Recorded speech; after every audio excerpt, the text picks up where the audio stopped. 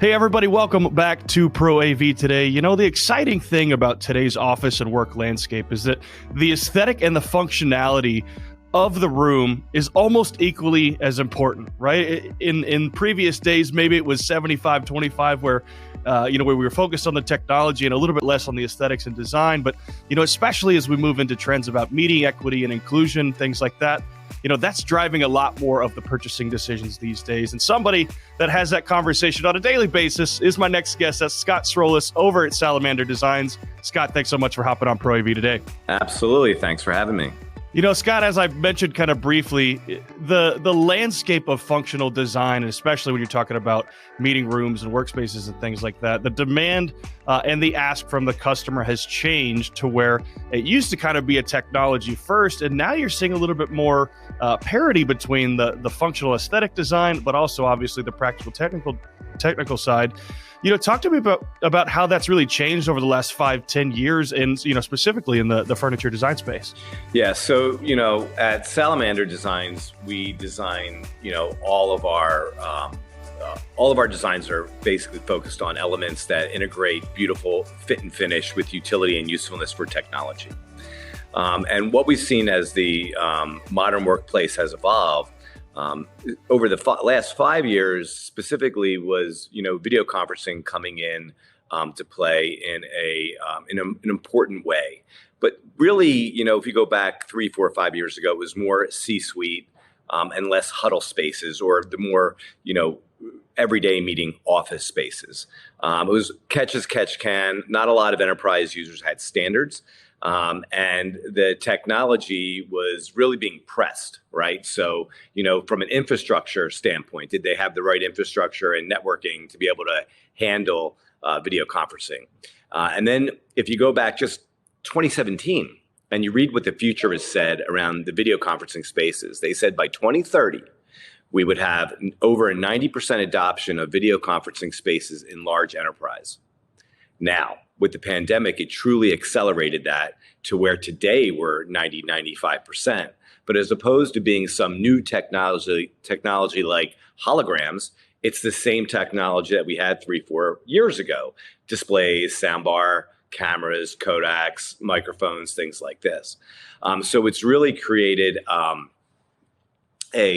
pretty significant demand on the entire room, furniture and technology coming together to create that one solution that works together, that's easily deployable and repeatable for large enterprise customers. Well, what's interesting is that, obviously with the pandemic accelerating a lot of those conferencing and collaboration tools, one of the things that spawned naturally out of it was this idea of meeting equity, meeting inclusion, which isn't really something that was at scale talked about pre-pandemic, right? People were kind of okay with the box in the corner because it's what they were comfortable with. But now we have, companies like Microsoft, front row jumping in and completely changing how we perceive that. But one of the things that I love about Salamander specifically, and we've had this conversation at Infocom, is you guys actually enable and in a lot of ways focus on that meeting equity, that meeting inclusion, whether it's from a product design standpoint or a material standpoint. Talk to me about how that informs the product design process for you guys. Well, and it's everything, whether it's equity for, remote and in-room participants being able to see each other with the right shape top. A trapezoid type top would be best, where people fan out so everyone's on camera and you're not looking over, the other person's shoulder, so everyone can see each other. And that drives its way all the way through to the height adjustability that we have in our products for, ADA compliance. In everything that we do, there's inclusion and equity. Whether you're using an all-in-one collaborative board like a Microsoft Surface Hub as example, and you need to be able to annotate, no matter your size, whether you're 6'7" or 5'1", you want to have that height adjustability. We think about that and the ergonomics associated with that. Or if you're in a wheelchair and you need to be able to also annotate, we think about that as well, and how we can have our products fit inside the American Disabilities Act. So the inclusion comes not only from equity when it comes to meeting equity and for collaboration, but also utility and usefulness, with collaboration all-in-one boards, like a Surface Hub as example. And as we design our furniture, we one is we get a lot of information from our stakeholders. So whether it's end users, architects, designers, we really want to understand what's happening in the meeting space, and then try to make product that's innovated to make it so that it's a seamless transition. So, if you're a remote user, you don't feel like a second-class citizen. 4 or 5 years ago, you may, because you weren't in the room, right? But now everyone needs to feel as though they're in the room, even if they're not in the room. So we really take that into consideration in building our current set of products that we have, as we've recently launched some new products at InfoComm that you saw, or in our future product roadmap. Well, one of the things that I find really interesting too, and this applies a little bit more to the tangential and peripheral markets, in AV, whether that's the hospitalities, the healthcare, even the education side, is, a lot of times when you're talking about those end users and the people that are typically utilizing that space, is they may be a little bit less familiar with what I'll call some of the traditional framing, meeting concepts, things like that, whether it's audio intelligibility, they may be turned around trying to hear, or they may, be in a weird spot on screen. I think one of the things that you guys have done a really good job of is making it almost foolproof, right? To where you guys not only, when we talk about the materials that you guys build with, helping make sure that people are lit properly, right? Making sure that people actually are sitting in a correct place. Those things are important, especially as you branch out into some of those non-traditional AV markets. Talk about those markets a little bit for just a second. How important are those markets, and how important are those end users to you guys in the design process? Oh, well, I mean, it's very important. When we look at curating, to your point, when we're looking at curating what the right color is for a top of a surface for a table, we want to have something that doesn't reflect a lot of light, and then really go through the testing to ensure that, you're going to have the best on camera experience, regardless of where you're sitting when you're in the room. As far as, when you look at, hospitality or healthcare or any one of these verticals, they all have the same unique issue, which is, how do we get more conferencing areas done quickly? And one of the things that we do at Salamander, especially with our integrated credenzas, meaning that the displays integrate to the credenza, it's the easy button for hanging a display and getting video conferencing set up in any meeting space quickly. So it's not what you have to do, it's what you don't have to do. You don't have to have blocking and conduit in the wall. You don't have to relocate power and network connectivity from 18 inches to behind the display. So when you have a install that's really, really simple, that's on wash, rinse, repeat, it can be done, in that repeatable fashion over and over again to really save the end users time and money. Time and money on the deployment and the construction side. And then, a two-man crew can get a whole conference space set up in less than a day. And, we're finding that that's really important to those clients right now, is being able to move quickly and deploy these video conferencing spaces, as fast as possible. Well, we talk about, obviously, those markets, healthcare, hospitality, education, really, and more. When we think about some of those emerging markets, another one that comes to mind a little bit is the residential side. And obviously, residential AV has been part of the industry for a while, but there's been this resurgence in the post-pandemic world, and even obviously during COVID, where people decided to reinvest in home technology or new features and tools, things like that. And you look, whether that's a fully integrated house, whether that's a media room, heck, even a golf simulator, outdoor living, things like that. There's been this new kind of revitalized demand for meaningful aesthetics and connectivity and practicality in the residential space. Talk a little bit about that. I know that's a line that you guys toe pretty regularly going into that residential side. Yeah, so on the residential side of the business, we have seen new technology like the ultra short throw credenzas that we have various partners that manufacture. And we have worked with them to design credenzas where the projector recesses in to the projector, where the projector recesses into the credenza to create a seamless solution that looks great, and also is, again, like everything else that we do at Salamander, is designed to support the technology. But as much as new technology is great in driving a lot of the home entertainment, like you mentioned, a golf simulator, things like that, we're finding a lot of people are listening to music again. A lot of people are buying turntables. A lot of people are buying audio racks, and we make these heavy-duty pull-out shelves. It's perfect for their turntables, and a whole different assortment of audio racks to really show off the gear and make not only the furniture around the gear look beautiful in the home, but also the electronics as well. So we're seeing a lot of the theaters come to life, but also, those 2-channel audio systems are not going anywhere quickly. Well, look, I've got we'll call it a half integrated house, but I've got speakers everywhere. And my wife is tired of me buying TVs and speakers. That's what you get when you marry an AV guy, though. But it's it's a challenge for her, for sure. But one of the things, Scott, I think that's unique and is, you guys live in a world that's very aesthetic heavy and very design and very practical. But the challenge can be sometimes that the trends change, the preferences change, the aesthetic trends will also change.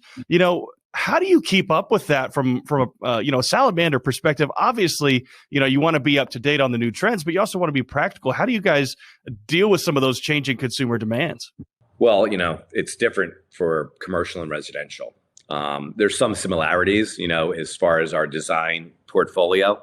And so part of it is you look at what the needs are for the particular customer. I mean, and that's probably the easiest way, because what I'll share with you on the commercial side, black and white is 80% of the time, and that doesn't truly answer the question, but that's what drives what people look at is when they're looking at a portfolio. On the residential side of the business, it's black glass and black oak. 80% of the time. And then we have our curated portfolio that fills in all those different styles that you can choose from. When it comes to product roadmap and keeping up with the trends, we have a gentleman here named Salvatore Carava, who's not only our founder, president, but also our head designer. And Sal keeps up on the trends, keeps us focused on, what the next thing is going to be, and making sure to attend all the appropriate shows, working within the design community and all those types of things. So as example, a few years ago, barnboard oak was incredibly trendy. 2 years before barnboard oak was really, really trendy, we were already had it on the product roadmap based on Sal and his influence in the design community. So a lot of that work comes from some sales experience and then bringing it to us along with what we hear from our customers and what they need and want. Well, let's talk about that creative side for a second. I love that you brought that up because one of the things that AV historically has had a bit of a challenge on is we want to lean towards the technical, we want to lean towards the engineering side. And sometimes we just frankly let the creativity go by the wayside, right? And I had a chance to meet actually with one of the companies that you guys do a lot of work with, a company called Modus VR, who's really aiming to change the way that design is done. And, we'll talk about that for a second. What does, actual physical design, whether that's, updating fixtures, finishes, things like that, now that it's a little bit more easier, whether it's VR, whether it's CAD tools, whatever, is that something that you're seeing a lot more demand for, a lot more maybe even end customers designing systems and having ideas before they even come to you? Yes. So speaking of Modus VR specifically, they've been a great partner to Salamander, and we utilize the platform quite often for exactly what you're speaking about. Earlier in this conversation, we were talking about the demand skyrocketing for video conferencing spaces. And there's a lot of retrofitting going on in those spaces. And it's kind of the wild, wild west where, a large enterprise client, they're trying to figure out what the right, what the right layout is for the room. What is the right technology for the room? Well, if you go and bring all the hardware in and try to set it up and reset it up, that takes a long time. You can go into Modus and have it done in minutes, and case in point, our director of sales, Chris Descato, was having a conversation with a Fortune 20 company. And I had come into the meeting as it had already started, and I was just sitting there and I was listening. and they were talking about things like, oh, well, how do we want to reorientate the space? Where does the microphone go? Where should we put the camera? Should it be above or below the screen or in another location, so that you have the best remote experience, so that people don't feel inferior when they're at the coffee shop or at the home office. And then again, as we talked earlier, the people in the room have the best experience communicating with the folks that are remote. And they were having this infighting, right, where everyone had a different idea. No way. It happened because we all have our ideas of what we think it's going to work. So I'm sitting there. I was kind of quiet, and because I had walked in midstream, and I said, there's this great tool called Modus VR, and I explained to them what it is and how it could potentially help them solve some of their issues and get them on the same page as far as alignment goes. Week to 10 days later, Chris and Ken from Modus had a collaborative session with the client. And within a half hour, they not only figured out what they wanted to do for that room, they figured out that they want to continue to use the tool for future rooms. And they landed on some Salamander specs using Modus to help drive that result. So I'm a big fan of using those digital tools and making it easier on clients to make decisions a lot faster and gain that alignment. Look, and by no means is this an ad for Modus VR. There are a number of great design firms out in the AV space, but you're right. Having access to some of these digital tools, it shortens the buying process and makes the end user and the designer feel more involved in the process, and it gives a chance to show those people who have the bad ideas how wrong they are, which is. On that same note, we have been developing our own suite of digital tools to reduce friction in the buying process and the design process. We had launched in February 2021 a new seating designer for residential custom seating that's on our website that you can go ahead and play with different layouts, see different materials in real time. And then this past InfoComm, we launched our cabinet designer for commercial, where you can build a credenza integrated with everything you'll need for AV, including single, dual displays integrated to the credenza, AV racking, shelving, hospitality, kits for trash, recycle, and really develop and design a cabinet, that you'll need for that use case, including seeing 3D models of it and line elevations. The coolest thing is the customer can do it all themselves. And at the end, if they're a reseller of Salamander, they get their reseller price, they get the list price, they can save and share the design with a beautiful output document, and then communicate right back to Salamander in the platform if they have any questions, they need design help, or they would just like an official quote with freight, right? And we're seeing a large adoption of resellers, designers using this tool now. It's actually blowing me away how many people are using it on a weekly basis. I had the number a little smaller than where we currently are, but it's growing really fast, and we love to see that. Look, it's great. You're exactly right. It's great to see people leveraging some of these digital tools to really empower themselves and to make some of these purchasing decisions. Scott, I'll give you the last word here. If the crystal ball in front of you, we can rub it and pretend that we can actually read the tea leaves here. But what's the next 5-10 years for functional furniture Salamander look like for you guys? We have a pretty significant roadmap right now where we're looking at, really it's on the lines of what we currently do. So it's an evolution, not a revolution. The technology needs to change for the evolution to happen. And there's some things I can't talk about because we're under NDA with our technology partners. To kind of give you a fast, 5-10 year look. But what I would say is in the immediate future, it's really making the installation simple, the style beautiful, and really repeatable, with the right style, the right furniture for the space, small space, large space, whatever happens to be, and ensuring that the materials that we use are not only premium, but they also work inside of the collaboration spaces. Now that is, that's where we are now, and it's also where we have plans for the next 3 to 5 years. I think after 5 years, we're going to see a dynamic change in the technology. And as that technology changes, Salamander will change with it.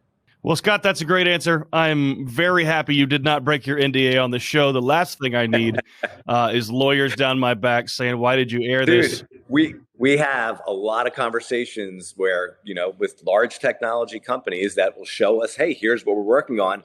We would like to collaborate with you, Salamander, on this. We can't really talk about that. Hey, look at that. Show this to all your partners. Just show them that you didn't break your NDA. Maybe they'll give you a crisp high five or something. I don't know. Well, you're going to probably post this somewhere, so hopefully they see it. Well, yes, that's true. That's true. And if you're watching and you are a Salamander partner, give Scott a high five or something, or at least send him a nice email. They're doing some great work over there at Salamander. Scott Srolis, hey, thanks for joining today. I loved having you on, and we'll get you back on again here in the future.